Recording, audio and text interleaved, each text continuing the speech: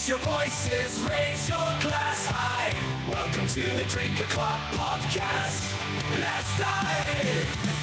Oh, grab an old fashioned and join the fray. Raise your spirits, let the music play. From the corner pub to the dance hall floor. Drink O'Clock Podcast, we're ready for more.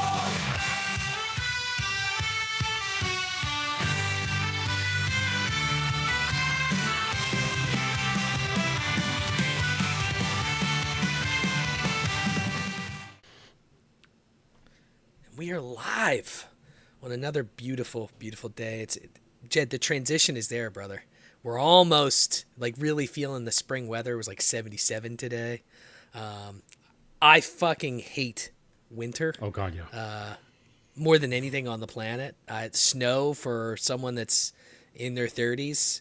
Well, really anyone. I don't know how anyone can like snow, but snow in your 30s is just, no, it's not fun. It fucking sucks. Dude, 47. Snow is my mortal fucking enemy. Like, I'm glad I've worked from home from the past 5 years. So whenever I see snowfall, I have this mixed feeling of, I don't have to commute. You assholes have to commute. Have fun with that. And then I think about 2 seconds later, oh Christ, I still got to shovel the driveway. Yeah, I'm lazy as shit, and my neighbor, like 3 doors down, just likes to shovel people's shit. So he'll text me, he's like, hey, you want me to shovel? I'm like, abso-fucking-lutely. Yeah. It'll be the best $20 that day that I've spent. And look, I'll salt. I bought a fucking salt thing, to make sure it doesn't get, but it doesn't help. No. It doesn't. No. Shit doesn't work. No. So I should probably introduce this, right? So this is the Drink O'Clock Podcast. I'm your host, Rob Valincius. I have the pleasure of having Jed Schafer with me. So Jed, you're the co-host of the podcast First Gen Gamers. That is correct. And you're a married guy with 3 kids, man. Welcome to the podcast. Thank you. I'm happy to be on. I'm looking forward to what's going to be a fun hour. Yeah. Look, excuse me. I'm dying. Jesus Christ. Hold on. Oh. I don't know what just happened there. Went down the wrong tube, which isn't even a thing. I'm Jesus. Of course, it's as soon as I hit play is when I die.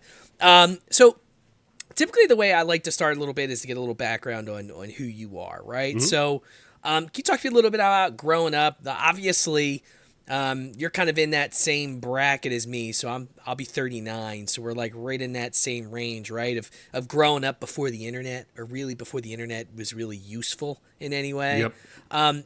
So talk to me a little bit about growing up and, what made you the nerd you are today? Because really at the end of the day, that's what we are, right? We're nerds. Oh, yeah. It's fun to talk about, and it's cool to say you're a nerd now. Yeah. When I was in high school, you say you're a nerd, you get your ass beat. So, I mean... Absolutely. When I was a kid, same thing.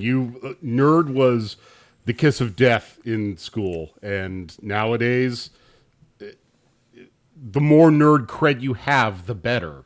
Nerds rule, man. Yeah. I live in Michigan now, but I grew up in the Pacific Northwest in Oregon. Okay. Only child.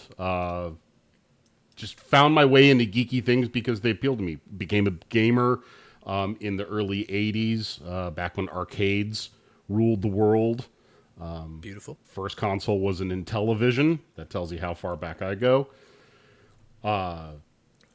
Always into sci-fi and horror. I especially love horror movies. Got into those probably way too young. Watched my first R-rated horror movie at the age of 8. Okay. Yeah. And my parents were like, if you get scared, you're never watching an R-rated movie again. I'm like, it's fine. I'll be fine. I laughed through it. I used to watch Tales from the Crypt with my dad, and he would tell me, he's like, don't tell your mom that you're watching this with me. As soon as it's over, you got to go to bed. What was the show? I always forget. Do you remember the show that came on after Tales from the Crypt? It was also a spooky show, and I just remember it creeped me out. Like, it had a weird intro. It was probably one of the creepiest shows that I remember as a kid, and I can't remember what the fucking name of the show was, but I'm pretty sure it came on after Tales from the Crypt. I have a vague recollection of something, but it's Tales from the Crypt was so big at the time. Like, that was the horror show of the time.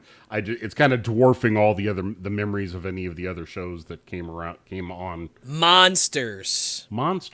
Okay. And it featured a family of monsters that would watch different horror stories each week. Interesting. So kind of like that started in 88. It only went from 88 to 91, but I specifically remember the intro to that show like kind of fucked me up. Like it was far creepier than like Tales from the Crypt was always just like funny creepy, you know? Yeah. But it was just one of those shows. Look it up and see if you remember. I'm gonna have to. Let me know. Yeah, because that doesn't sound familiar now that you're saying it. I'm sure that I've seen part of it, but it's not. Like I said, Tales from the Crypt was such a thing back then. It's dwarfing my memory at the moment. It's like eclipsing everything else. Yeah, Tales from the Crypt was a fucking classic, man. Look, gaming is it's part of who you are. I think when you're a nerd to a certain degree, right? Yeah. Tell me, what was the first memory of a video game that you can remember? Because I can tell you, mine was. I have a couple memories of when I was like I always think of everything pre my brother and then after my brother. So I'm 5 years older. So my brother, he was born. Let's see. So he was in 91. I was 86. So I was like 5 in a couple months, and before he was born, and he was kind of an accident. They didn't think they were going to be able to have another kid, and he showed up. But I always kind of look at it those two ways. And before then, I remember I would play Galaga a lot. I was really into Galaga. Would kick my dad's friend's ass in Tecmo Bowl. They would get drunk, and they're like, my dad's like, I bet you my son can beat you. And I would whoop their ass in Tecmo Bowl on the Nintendo. Those are some of the earlier memories. My Uncle Roy had this. You probably remember these. They were like mini arcade machines. Yes, they're about tiny. They're guys. about like 12 inches tall. Had like had like an LCD screen. Yeah, and those were way ahead of their time. I mean, we're talking. This was like early 90s. Mm-hmm. Maybe it was like I had to be like 1990. And he had one of those, and I would play. I think he had Galaga there. I loved Galaga. It's one of my all-time favorite like Nintendo-y games. But tell me a little bit about your early gaming memories. So this isn't one of my earliest ones, but I do have to piggyback off the Galaga and the tiny arcade one because I had that tiny Galaga arcade, and I was like 8 or 9. My dad had a work partner. His name was Mike. He's passed on since. Love you, Uncle Mike. R.I.P. Yep, he was a Galaga fan, and anytime him and his wife would come over, I would make sure to break out the little Galaga arcade, and we would sit there and play together and try to beat each other's high score. There's something innocent about that game, man. Oh, and just like it was just score based. That's all. Like it was all competition. Yep. At the end of the day, and Galaga got pretty fucking hard as you moved on. Oh yeah, like, it was not an easy game. No, once you got past the 3rd level, 4th level at most, it started getting brutally difficult. Way more difficult than my like 8-year-old brain could handle. Oh yeah, you gotta have some pretty good reflexes. But my earliest memories are arcade, really. Gaming for me started off in the arcade. I remember being the game. I remember Joust and Moon Patrol. Those are probably my first 2 games that I remember playing in the arcade. Tapper, or it became Root Beer Tapper later after a bunch of angry moms got their panties in a twist about your being a bartender. So then you had to like sling root beer down the bar.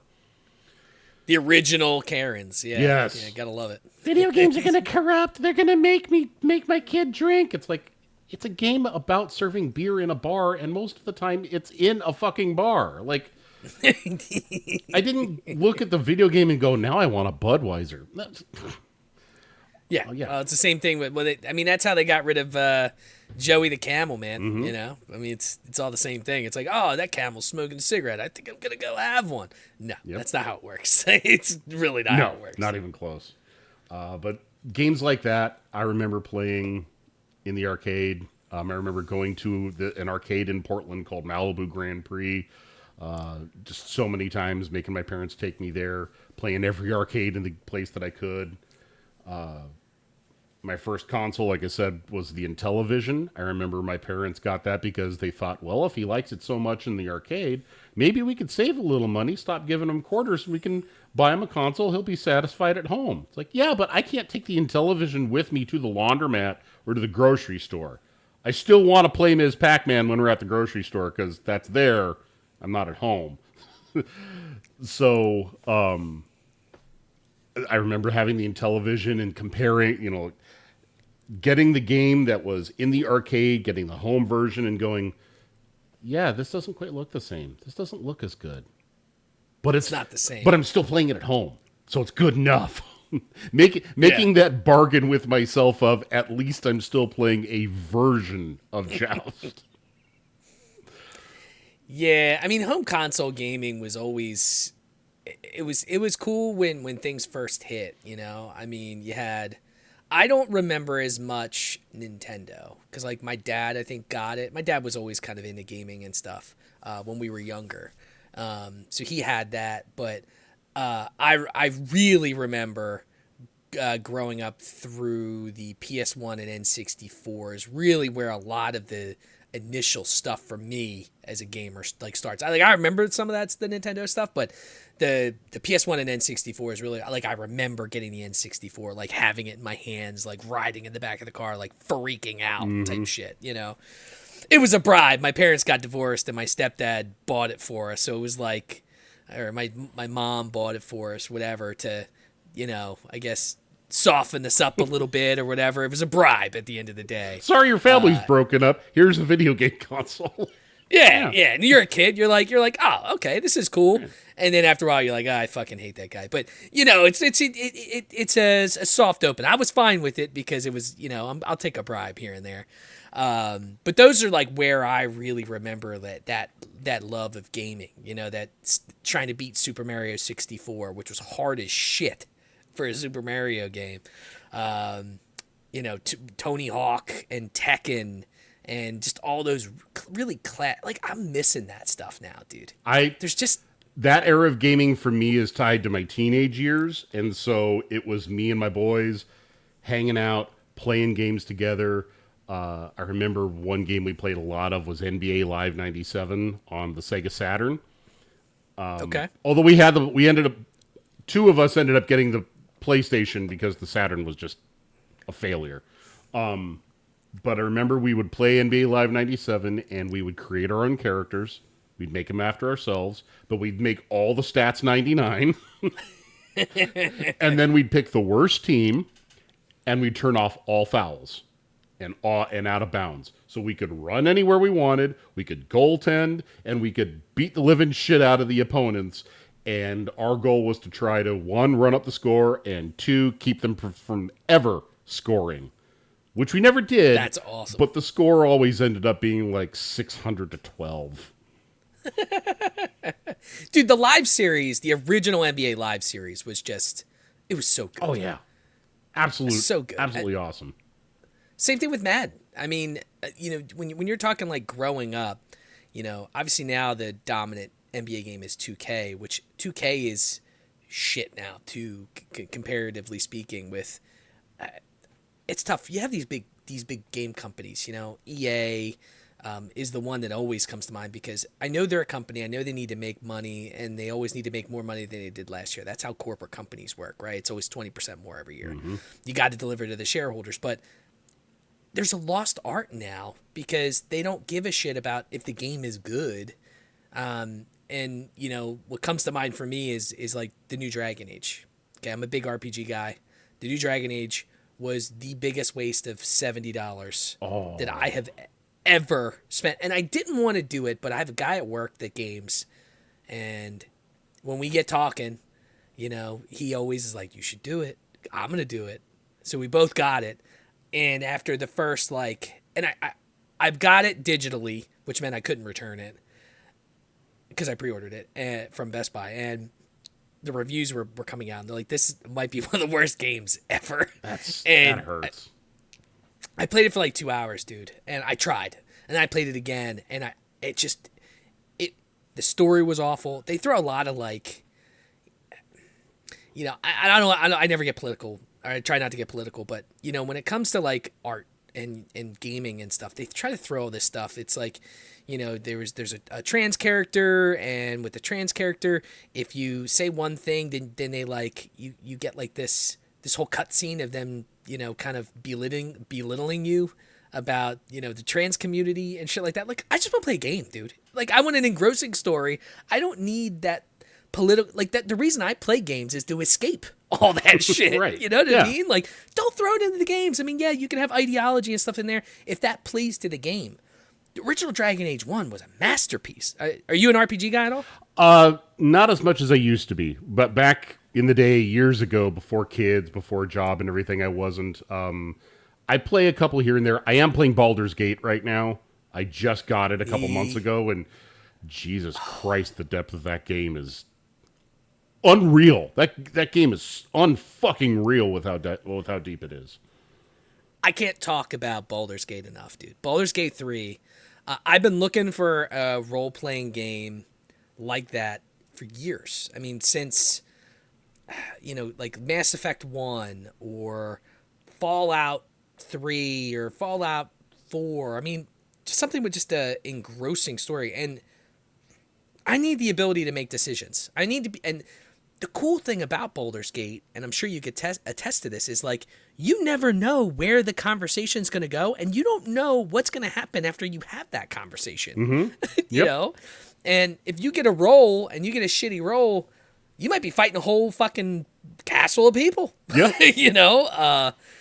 I don't play the rules where, I'll save before stuff and load if I fuck up, because I'm not trying to do certain things. But I've done that. I've done that so many times with this game. Like, I have saved scum so much because, and to the people who do look down on people like us who save scum, I don't care.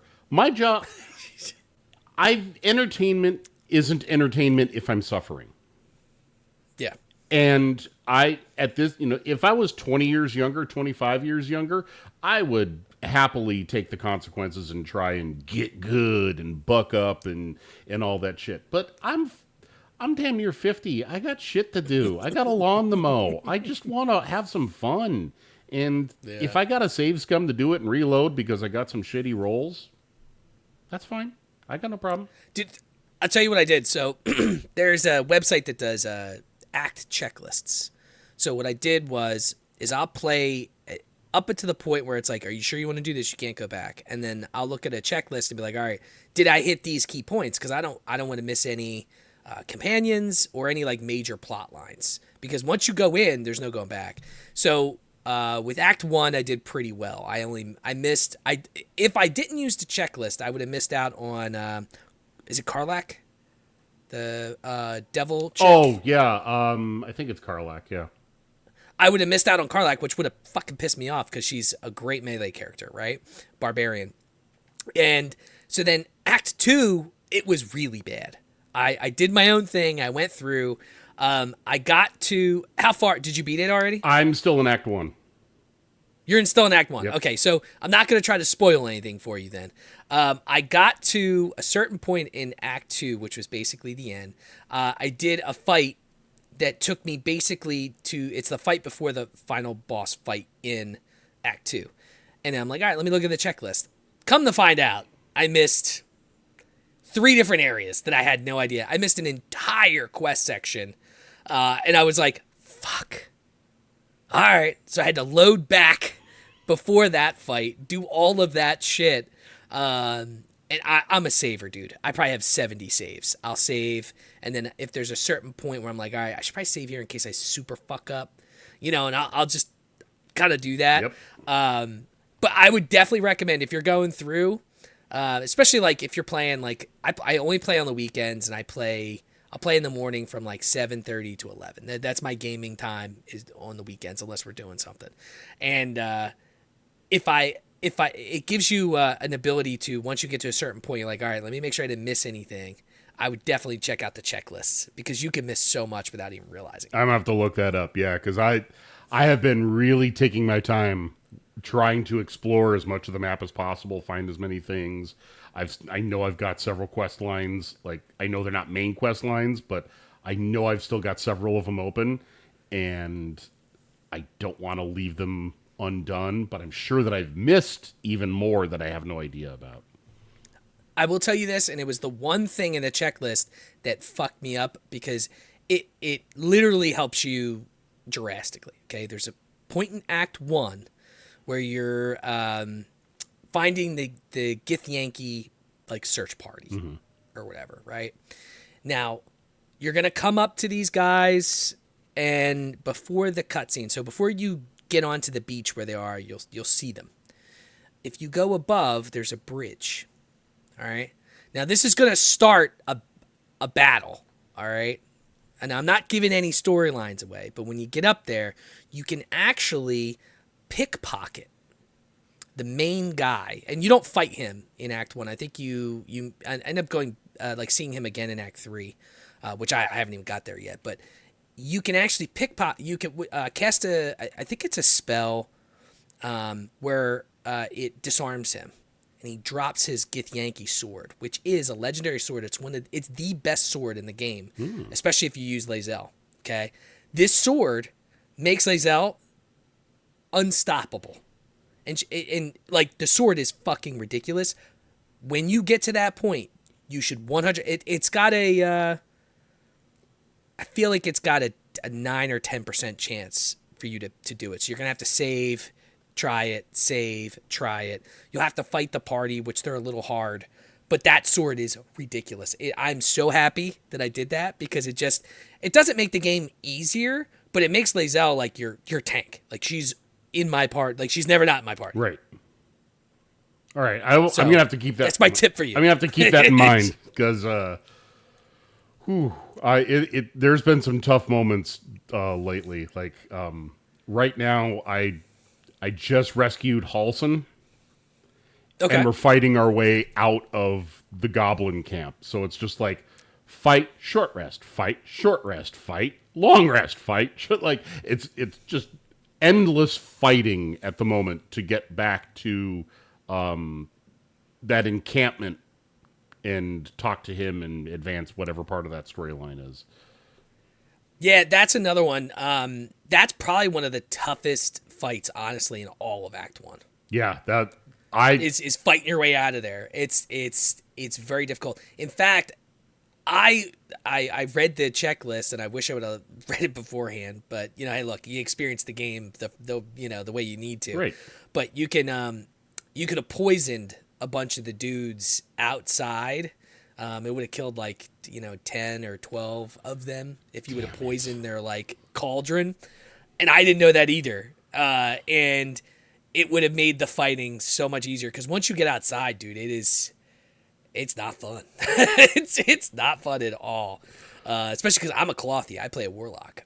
So the challenge, you just get your ass wrecked. The challenge I'm finding with the game is that it requires a lot of lateral thinking and outside the box thinking, puzzle solving. There's a million different ways to do it, and I'm not used to that in a role-playing game. Like this, the phrase role-playing game, this really is a role-playing game. You really have to kind of get into it and commit to a character and think what you could do in there. It's not just you have the option to attack or flee. There is, well, I could shoot that wooden bracket that's holding the brazier over and knock the flame down into them, or I could poison the cauldron, or there's so many different ways around problems or through them, or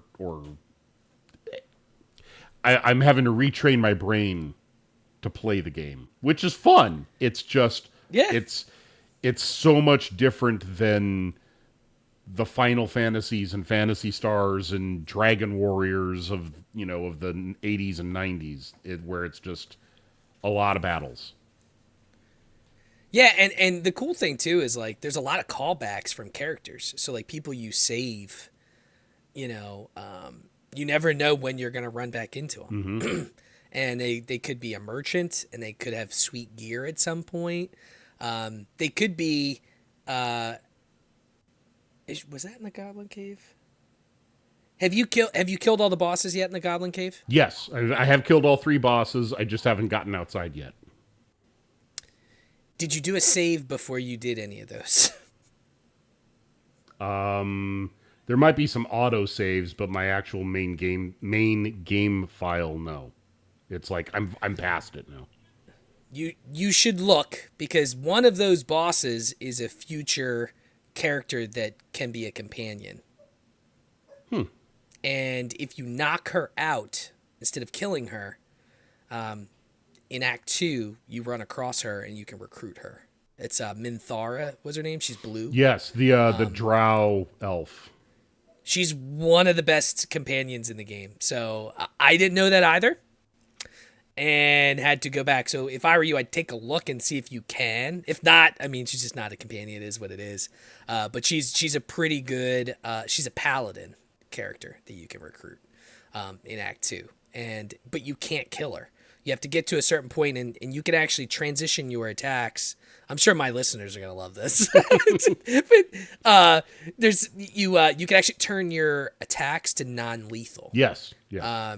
So if you turn it non-lethal, you can just hit her and knock her out. She's a little difficult, but if you can do that, you can take all her shit, like you killed her. She doesn't get up or anything, and then you do get back to her. But I would take a look, because she's pretty good as a pally. I have to keep that in mind. And if I don't have the ability to get back that far again, then I'll save it for the next playthrough, because this is definitely something where I'm going to play through again with a completely different character build, different morality, make different choices. Yeah, and the thing I think I like the most about this game, and for everyone listening, if you're looking for a good role-playing game, and this goes back to us when we were younger, right? Before everything was monetized, you bought a game, you got the whole game. You played the game, you beat the game, the game was done. And then, you had microtransactions, so then they started to take the full game, and you only got 75% of it, and 25% of it was DLC, right? Mm-hmm. And then you got 50% of the game, and 50% was DLC, and then there was a season pass. And then, all this stuff growed, and before you know it, you're paying $60, but you're only getting 25% of the game. Mm-hmm. And then you have to pay for the rest, right? The thing I love the most about this, and their developers have come out and said it, is that they didn't want to do that. They wanted people to play the game in full the way it was meant to be, with no microtransactions. And the game made $1 billion. Yeah. Like, it just shows, and they're not a AAA studio, Larian Studios. They're not an EA or whatever. So it's not like their budget was $1 billion. So I look at it this way: if they can do it, everyone else can. And it shows. If you make a good game, a good full game, people will fucking buy it. Right. And it'll get tons. It got so many fucking awards. See, I avoided it because I don't like turn-based combat. But you just get used to it. I avoided it. The story is so good, you look past it. I avoided it for a while as well, mainly because the hype was so off the charts for it. And when the hype gets to that level where you go on gaming social media, you go on forums, Discord, whatever, and everyone just won't shut the fuck up about it, my alarm bell start going off of, it can't be this good. It is never going to live up to the hype. And finally, I had people that I know and trust, whose opinions who I value, saying, no, dude, seriously. Really, seriously try it. It's better than you think it will be. Give it a shot. And it came up on sale on PSN. I'm like, all right, fine. I will do it. I'll pull the trigger, and we'll give it a go. And I'm happy to eat crow on this one. I'm happy that it is everything that everyone said it was going to be. And like you said, it's a complete game. I don't have to worry about mission packs and stat boosts and cosmetics to buy. Here's the game. The end. And not just that, we're going to support it afterwards. There's still one more patch that they're going to be putting out where they're going to be adding even more subclasses. Awesome. I hope that other studios take a page from their book. One, I hope they come out with a Baldur's Gate 4 faster now because it was fun.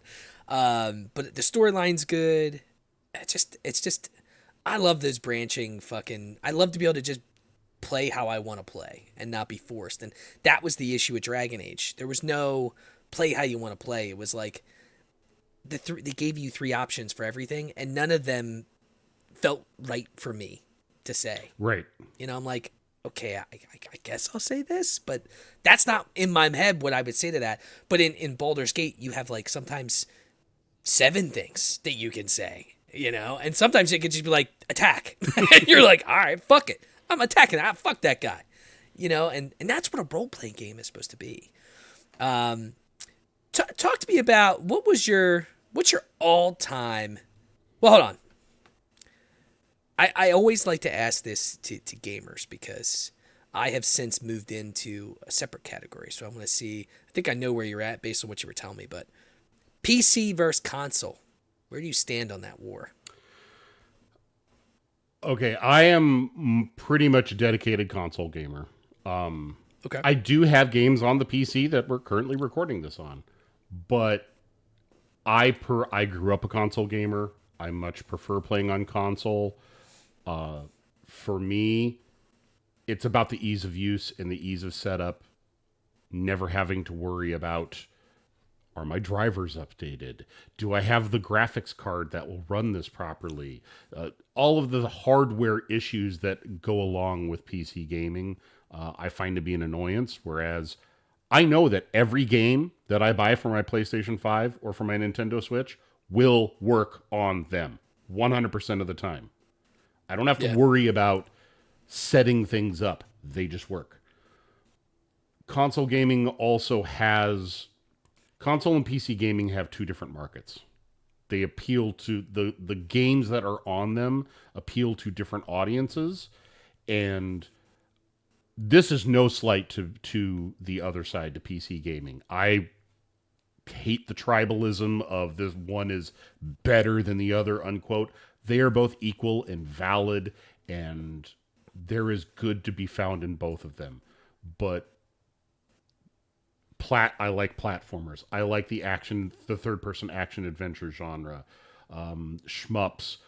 The games that are on consoles, that consoles are known for, are the games that speak to me. The games that are on PC that PC gamers love so much don't do a lot for me.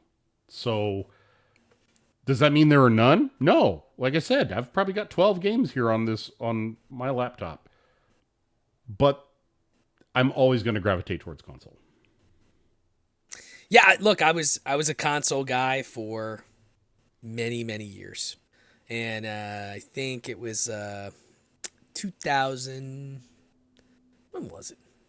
I think it was like 2016, 2017. I decided to make the full-on switch to PC. Or actually it might have been 2019, 2020. I'm trying to think. I don't remember, but I've always had like I have my degree's in IT. Not that I do anything with it, but I've always built my computers. Like I've always liked playing World of Warcraft. I mean, I was playing World of Warcraft on like a home IBM piece of shit, tower that could barely run it. So I've always gravitated towards some of that stuff, but I grew up a console guy. Like that's what I played. I mean, I still have I have an Xbox One. Was it the Scorpio edition? I have the Switch. I did get a Steam Deck. I've talked about that many times on my podcast, which is, you'd probably love it. Since you're a console guy, but you can take your Steam games wherever the fuck you want. So if you want to play Baldur's Gate on your PC and then take it with you to go take a shit, you can do that, which is pretty freaking cool. But I made that full on switch because there is some games like Valorant. I'm big into Valorant. And it just plays better. Baldur's Gate plays way better on PC than it does on console, just because you just have so many more buttons and the movement is just different. Point and click with the mouse, because if I try to play it on the Steam Deck, it just doesn't play as good. But I have a controller. Like I have a PS5, one of the fucking $150 controllers. Nice. I'll use that for, games that I feel like you need a controller for, like Call of Duty. If I ever play that again, it's the same shit, but, like I'll play Madden. Sometimes like you get Madden after the Super Bowl for free with, PC Game Pass. So there's certain games I'll play a controller with, but, I do agree with you. I think the ease of use is so much better with console. It is a pain in the dick sometimes to figure out why your game keeps crashing. Mm-hmm. But I love the power, man. I mean, my computer's a little outdated with the graphics card because I have a 3080 and NVIDIA. But it's still a fucking monster powerhouse card, It's a $700 card six years ago. And it's lasted all this time and it's still very relevant still. So it's almost like a console, Yeah. You're going to basically spend that on a console, but you do get a lot less of the worry. And, I don't know, man. I don't know if I could go back. I probably could to a certain degree. Especially I'm going to be a little pissed off because I know Grand Theft Auto 6 is not launching on PC for start. It's going to come out like sometime in 2026 in the beginning, first quarter or something. They never released that game on PC when it comes out. And that's the one thing that bothers me. There's certain studios that do that. It's like PC is like neglected to a certain degree, and they're going to make a ton of money off console shit. Which is, for games especially like that, like GTA, that is so surprising. I don't understand why Rockstar would treat the PC as an afterthought. It's a huge market, and I'm not a GTA guy. I haven't enjoyed I've honestly... Me neither. I haven't enjoyed a Me GTA neither, since actually. San Andreas. But that being... Vice City guy. But that being said, it is probably the most lucrative franchise in gaming. Flat out. When they drop GTA 6, I expect that to be on the top 10 best-selling games of all time list inside 2-3 months. Like that shit is going to blow up, and not putting it on PC right away is leaving. It's not just leaving money on the table, it's leaving the whole Federal fucking Reserve on the table. It is just, there's so much money to be made off that. A ridiculous amount. Yeah. Something else I wanted to talk about, before we get a little bit into your podcast. Switch 2 was announced officially, right? Yep. What's your thoughts on that, man? I got to tell you, the price for games is ridiculous. And I hate that they're doing it because it's going to set a precedent for everybody else to make their games $100. They're like, oh, if the Switch 2 is $90, $110. What's your thoughts on some of the launch stuff?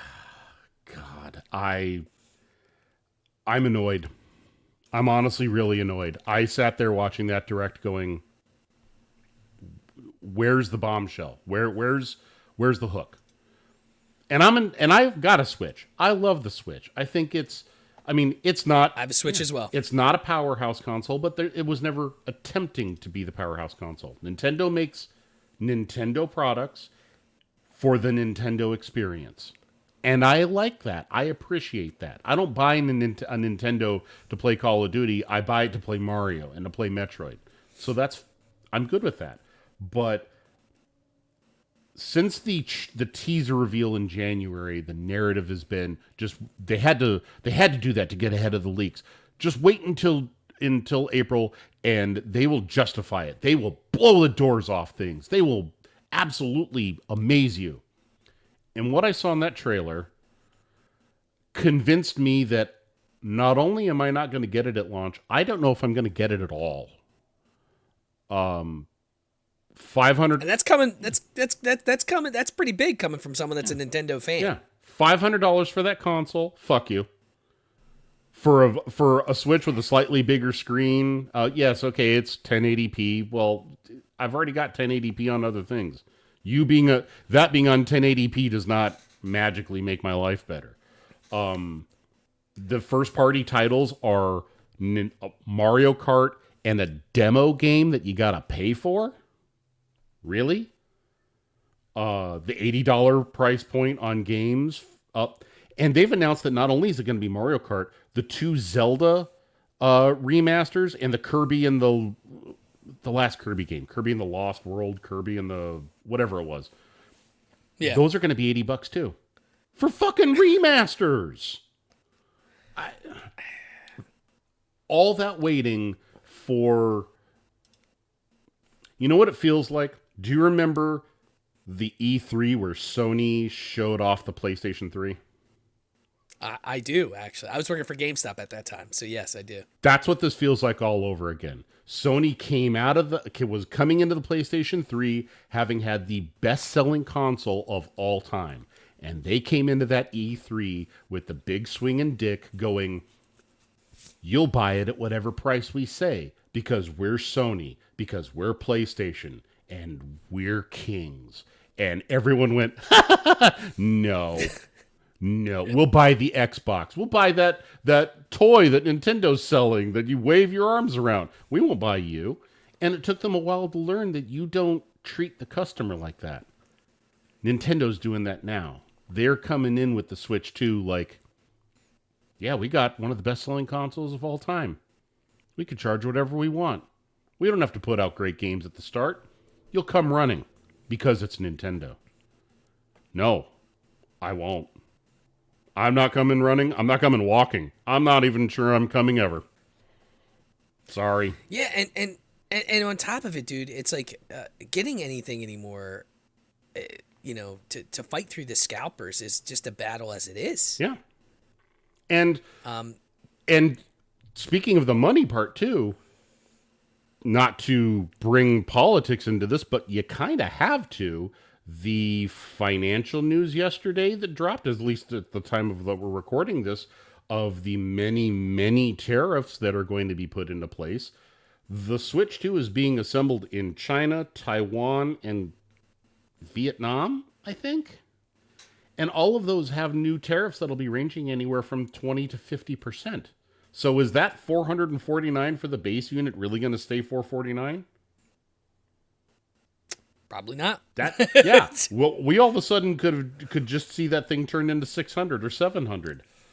I'm sorry. I'm not dropping a mortgage payment for a console. I'm just not.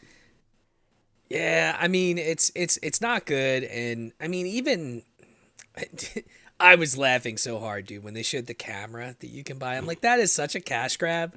That is like that literally looks like something I would buy in 2000. Yeah. You know what I mean? It's like not even like a good looking camera that's like high def with it looks ridiculous, right? It's like a little knob on a stick, and it just looks so chintzy. I did see that there is a licensed company. I saw this on Blue Sky today that is going to make their own version of it that is shaped like a piranha plant from Mario, and so the cool. The camera's coming out of the piranha plant's mouth. That's cute, but still. It's like $50. Yeah. I mean, you could get for $70 like a Logitech like 970 that's like a really good webcam that people use for everything. Mm-hmm. You know what I mean? Mm-hmm. I don't know. I agree with you. I think it's a cash grab. I think they might learn a hard lesson here, especially not really updating it that much. It's like, at least when you went from the Wii to the Wii U, it had that tablet concept, mm-hmm. So it still used the motion, but it was like a whole new thing. The Wii U didn't do that great, but it set them up for the Switch. So I don't know what their game plan is here. I think that they should have tried a little bit of a different concept, kind of like they did with the Wii U, to set themselves up for what comes after this. But you're doing the same concept, the same Joy-Cons. I mean, you added magnets, cool. You're not really doing anything, I don't want to say revolutionary, but the Wii was revolutionary, man. It got, grandmoms and moms and dads to play video games again. Or people that have never played video games. It got them into it, mm-hmm. Because you had things like, Wii Fit and Wii Bowling. And there was a lot of revolutionary things that they did. So, I mean, I wasn't shocked in any way. I'm sure there's a lot of people listening to this that are going to go, yeah, I'm either not going to buy it or I'll wait, you know. But it sucks because like, you know, look, I'm a nerd. I decided I wanted to get back into collecting Pokemon cards and create my own little trading card store, right? Mm-hmm. Getting Pokemon cards it's easier for me to I don't know, like take a trip to Japan and buy them there and come back than it is physically getting them here. It is ridiculous trying to get Pokemon cards. And I'm doing it because I think I love gambling, and that's basically what it is. You know, open it up and hoping you get a good card, and it gets the wifey involved. We open packs together. It's cool, but it is not like it was when we were kids, dude. No, it's become a market. It's so much more. Unless you're 8 and you're buying a pack at Target, you know, if you're a collector, if you're approaching it with a more mature mind, yeah, it is so monetized now. It is so brutal. I commend you for trying to get into that, man, because that would be a hell of a deep end of the pool to jump into. It's been fun. Like when you get them, like we got a bunch of the new set Journey together. I managed to get some pre-orders, and you know, a couple places had them, you know, at launch. A Target broke street date, which is always fun. So I did manage to get a decent amount of the new set. But it's like it's getting the packs, organizing everything, seeing what you get. It's just that feeling is fun. I remember that when I was a kid, but I also am thinking about it now, and I'm like, those bastards got me gambling at a very early age. Like, I remember fucking shoveling snow, mowing lawns, just so I could get $10 to go buy 2 packs. You know what I mean? Like, and you think about it from an adult perspective, you're like, fuck, man. They were getting me hooked as a kid. I was fucking 8. You know? They're the original loot boxes. I mean, Yeah. if you think about it, they're the original loot boxes because you could drop your $5, your $8, whatever the price of a pack was. You had no idea if you were going to get a card that you wanted, a card that was worth something, or if you were just going to get 5 basic starter cards. It was, like you said, a gamble. And they've been doing that for decades.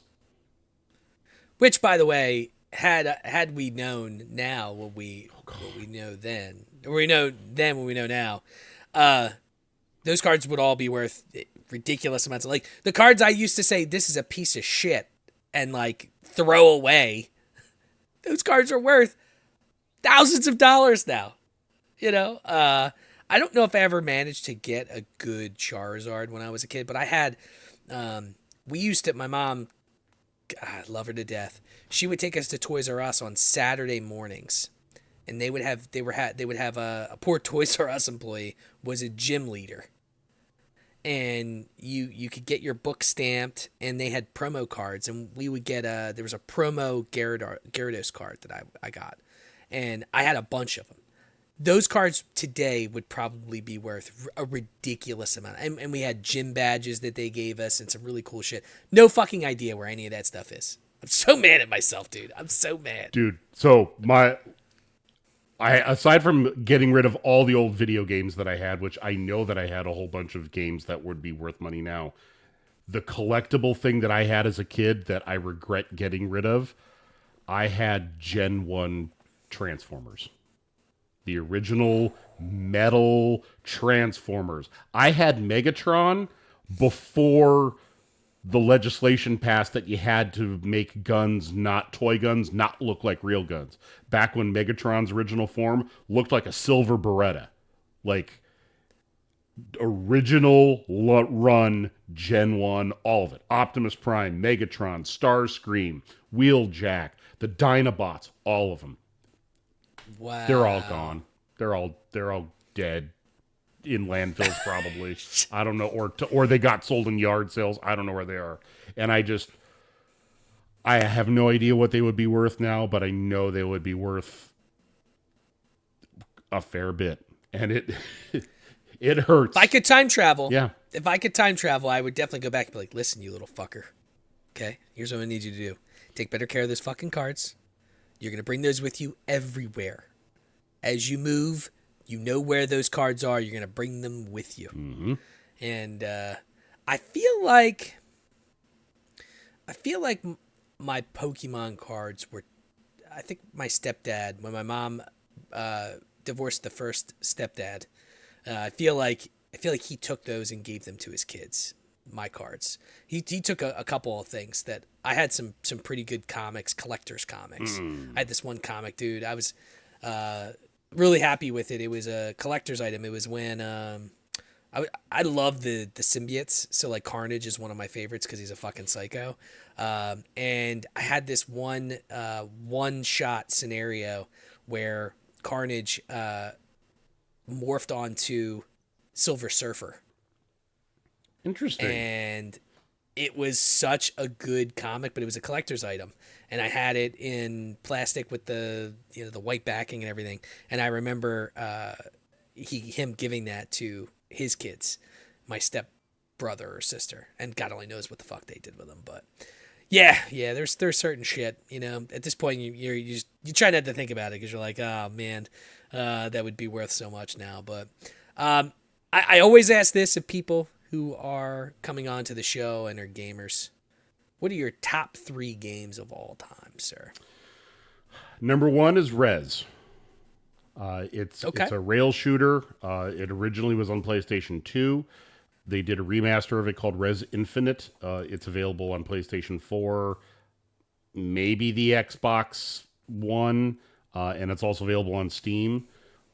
It's a unique game. It's kind of like hacking, or it's the format is hacking, but because it's like in the future you're hacking this supercomputer that controls the world, but it's really a shooter, so that's how you're hacking, quote unquote. But it ties in, like, your actions create visual impact on the world, which creates notes in the background music, which creates force feedback into the controller. So it's like this loop of sight, sound, and feel that all feed into each other over and over again.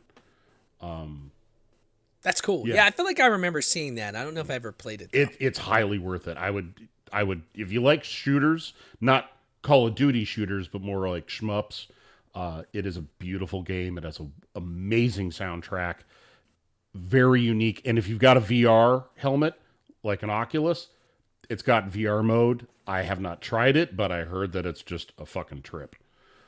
I do have Oculus 2s. I bought a set of those for me and the wife. We'll play darts, and you can play cornhole, which is actually pretty fun. Cool. Yeah, I would recommend. I'd check it out. Maybe Steam's got a demo. Highly recommend it. Second favorite game, Castlevania Symphony of the Night. The perfect Castlevania game. The refinement of the Metroidvania genre. Amazing soundtrack that it's good enough to put on while you're in the car, and just the mechanics of it, the different builds that you can make for your character are just, there's limitless options. It's breathtaking. And third favorite would be Diablo 3. For a lot of the same reasons as Castlevania, where there's just so many different options. Like, I've got character builds for all 7 different character classes. Just endless fun that you can have with the adventure mode and collecting bounties. It's my comfort game. It is I don't know what I want to play, or I've got 15 minutes and I can kill with that with a video game. What do I do? Diablo 3. Yeah, I've never played any of the Diablo games. I know that's like coming from someone that's like into RPG style games. The wifey, she was into Diablo 2. That's like one of her favorite games, because she said she would just run around killing stuff and getting loot. I'm like, yeah, that's basically the game. Yeah, it is. Kill shit, get loot. Move on. Yeah. For me, I don't know what my top 3 are, but I got to tell you, I think my all-time favorite game, and I've talked about this before on the podcast, but Star Wars Knights of the Old Republic, the original, is my all-time favorite game. And I wish they would do like a remaster. I feel like they might have some PC mods, but there is talk, I think, of them redoing it, and it's been put off a couple times. But that is by far my all-time favorite game ever. I never got a chance to play it. Dude, hear me out. Not because of bias or anything. I've heard great things about it, and it looks great. It was on the Xbox, so it never came to PS2. It never came to anywhere else, and I don't know that it's been ported since. I've never really looked into it, but I probably should. I don't think you could get it. You could probably play it on your PC, no problem. It's a very I know that and it's even mobily. Like if you have a tablet, they have it available. I think on the Play Store for cheap. It's got one of the craziest twists in the middle of the game that and I'm sure you've felt this playing games throughout your life, right? That you'll just never forget. Like it fucked me up so bad. I'm like, I'm like looking around, and I'm a 18, 19-year-old kid playing this, and I'm like, what the fuck just happened? How? And I'm like trying to go back through the story and be like, well, where would I have figured that out? Mm-hmm.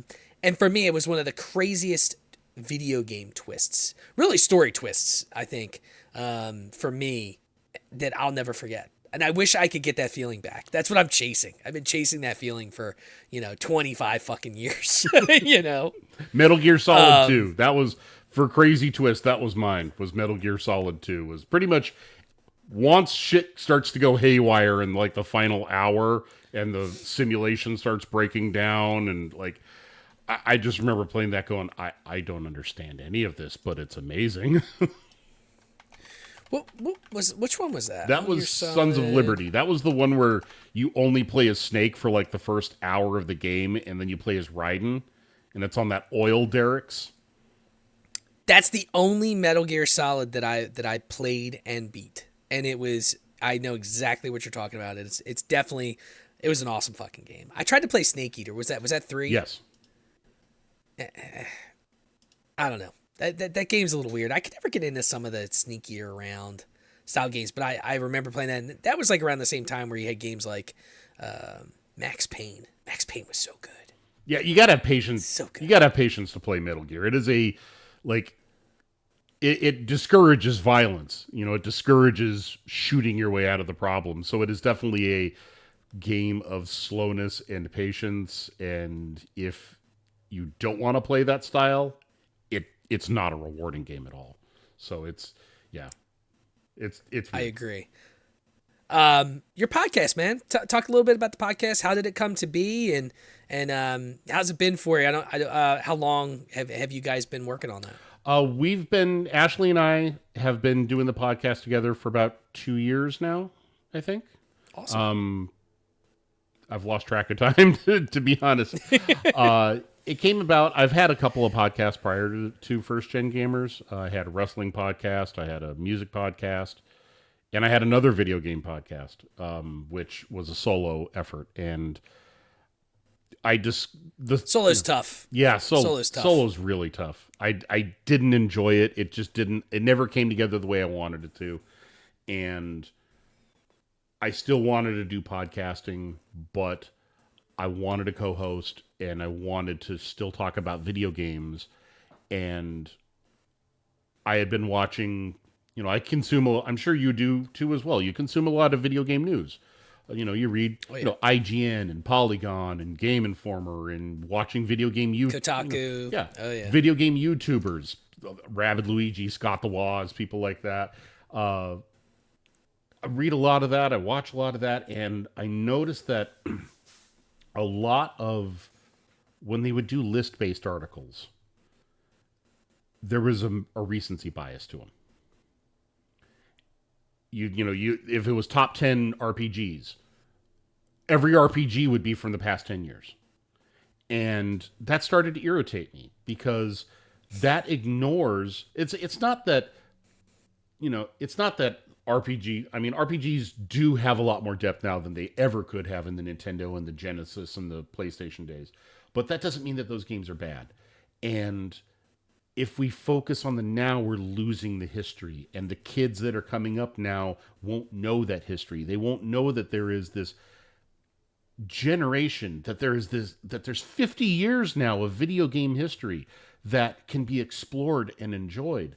And that got me thinking of how could I celebrate that? And that's where First Gen Gamers started, was that rather than doing a list and going, what are your top 10 platformers? The original conceit of it was, okay, let's do the best platformers, but you pick one game or one example for whatever that topic is from each console generation. So what is your best platformer from the second generation of consoles? The Atari and the Intellivision and the ColecoVision. And then move on to the third, the Nintendo and the Sega Master System, and then the fourth generation, and so on. So it really encompasses the entirety of video game history without bias towards any generation. It appreciates everything. And so that's where it really started. And then we've now evolved to have that, and then a roundtable episode also. We do one of each per month. The round, or the open discussion episode, I should say, that's Ashley's baby. So she drives that more. They're a little more quirky topics. They're things where you could talk about a history, but going generation by generation might choke the conversation down. Like talking about simulation games, for instance. That was a recent episode. That doesn't work so well in a generation by generation list, but you can talk about it as an overall topic going, they started with SimCity and they've grown to now Power Wash Simulator. So Sure. Whether it's the list based or whether it's the open discussion, the whole idea is looking at video game history holistically, start to finish, and saying it's weird, it's wild, it could be frustrating, it could be beautiful. Let's celebrate all of it. I love that, dude. And I think, you'll have people that appreciate that, whether it's, old heads like us or young kids that are just finding their way. Because I think video games as an art, it's very similar to everything you do in life. Mm-hmm. I agree. Everyone's different. Everyone has their own tastes. What's a good RPG for me might be a shitty one for you, you said you like platformers. I almost never play platformers. That's not my thing. So I just feel like video games allow you to express yourself in various outlets. If I wake up on a Saturday morning and I feel competitive and I got to get that juice out because I'm too fat to go play basketball anymore, I'll go play Valorant. And, I'll have an 8-year-old kid shit on me and call me a slur.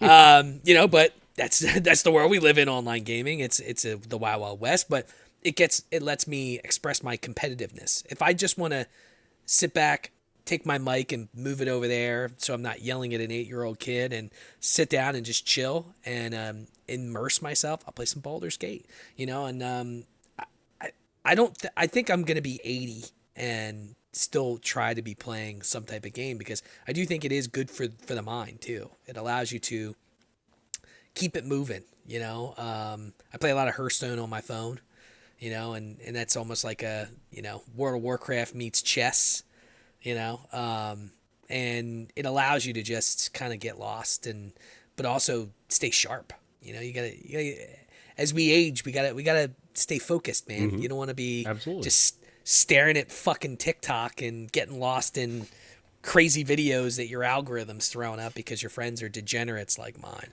And it's allowed me to, I remember when my parents got my first video game consoles, one of the ways they justified it to themselves was, well, maybe it will help with his hand-eye coordination, and that can serve him later in life.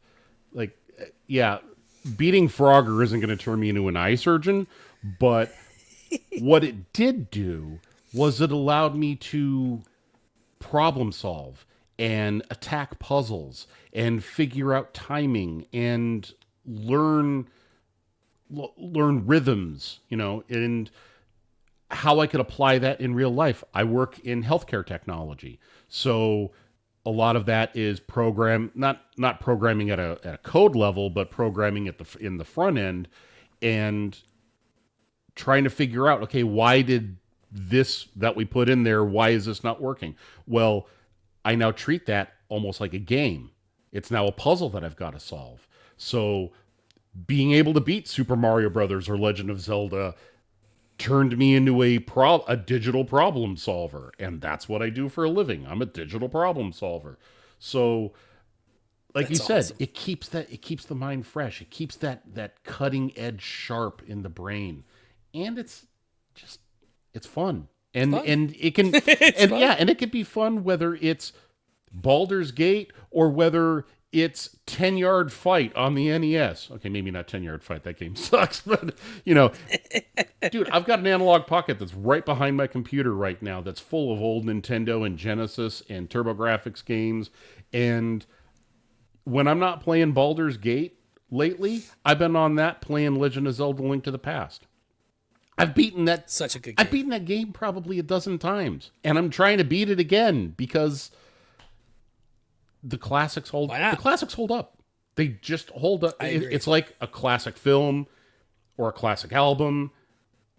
Classic wine. Yeah. Anything that was good will remain good, and to tie it back to the podcast, that's what First Gen Gamers is about: is going look at history. This good stuff is still good. Just because it isn't photorealistic doesn't mean you can't get some fun out of it. Look, man, I appreciate what you're doing with the podcast because you're keeping some of those old guys alive, and I think that they do deserve that attention, especially, I mean, just the game Link to the Past. I mean, there's so many of those that deserve that attention that I think younger kids might not even know exist. Yeah. So, do me a favor, plug your podcast and anything else you got going on before we get out of here today. Sure. So you can find First Gen Gamers on all of the major podcasting platforms: Spotify, Apple Podcasts, YouTube. We have a Blue Sky account. That's First Gen Gamers Pod. firstgengamerspod@gmail.com for people who want to email. I am First Gen Gamers Pod on Instagram. If you want to follow me, I'm also on Blue Sky. That's the only social media I've got. Streets a Jed, and I'm also on Letterboxd at the same name. Oh, and my co-host. I would be remiss if I didn't give her a little shine. She has a podcast called Fuck That. It is a true crime podcast. She's also on Instagram and Blue Sky at fthatpod. If you want to follow her as well. Yeah, I'll have to check that out. I'd love me a little true crime. My podcast, obviously, is Drink O'Clock Pod on all socials. I think I'm on everything. Ask me if I've posted a TikTok video in the past 6 months. Probably not. But I do always post on YouTube. So I gotta get better with the socials, man. It's just when you're a one-man team, sometimes it's a little rough. I feel you. And this podcast is available anywhere you listen to podcasts. It is everywhere, which is a beautiful thing. So I know you're a busy guy, man. Thanks for taking the time out to hang out, and let's do this again soon. If you need a special guest, you let me know. I'd be happy to talk nerdy shit. Oh, we'll book it. Guaranteed. We will book it. Awesome, man. Well, look, you have a great night. Thank you. Thanks for coming around. Thanks, you too.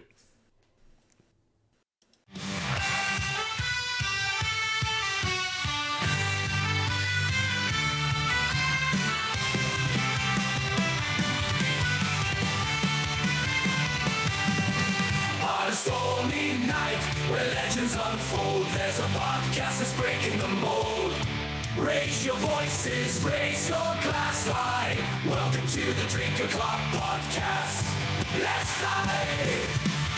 Oh, grab an old fashioned and join the fray. Raise your spirits, let the music play. From the corner pub to the dance hall floor. Drink O'Clock Podcast, we're ready for more. We're ready for more. With a mix of folklore and rebel cheer. We'll guide you through tales of whiskey and beer, from Irish shores to lands afar. Grab your friends, it's time to raise the bar.